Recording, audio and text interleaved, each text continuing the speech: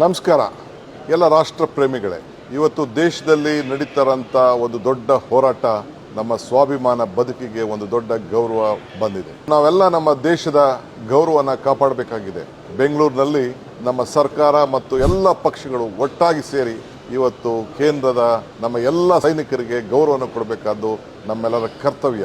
ಈ ದಿಟ್ಟಿನಿಂದ ನಾಳೆ ಬೆಳಗ್ಗೆ 9:15 ಗಂಟೆಗೆ 10:15 ಗಂಟೆವರೆಗೂ KR ಸರ್ಕಲ್ KCA ಸ್ಟೇಡಿಯಂ ಸರ್ಕಲ್ವರೆಗೂ ಕೂಡ ಈ ಯಾತ್ರೆ ನಡೀತದೆ.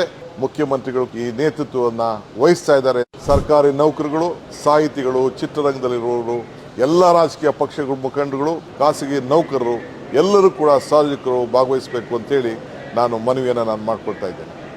ಇದರಲ್ಲಿ ರಾಷ್ಟ್ರಧ್ವಜವನ್ನು ಹಿಡಿದು ನಮ್ಮ ಸ್ವಾಭಿಮಾನವನ್ನು ಎತ್ತಿಡಬೇಕು ಅಂತೇಳಿ ನಾನು ಪ್ರಾರ್ಥನೆಯನ್ನು ಮಾಡ್ತಾ ಇದ್ದೇನೆ. ತಾವೇ ಆದರೆ ತಿರಂಗ ಬಾವುಟವನ್ನು ತೆಗೆದುಕೊಂಡು ಬಂದು ನಾವೆಲ್ಲ ಒಗ್ಗಟ್ಟನ್ನು ಪ್ರದರ್ಶನ ಮಾಡೋಣ ತಮ್ಮಲ್ಲಿ ನಾನು ಪ್ರಾರ್ಥನೆಯನ್ನು ಮಾಡ್ತಾ ಇದ್ದೇನೆ.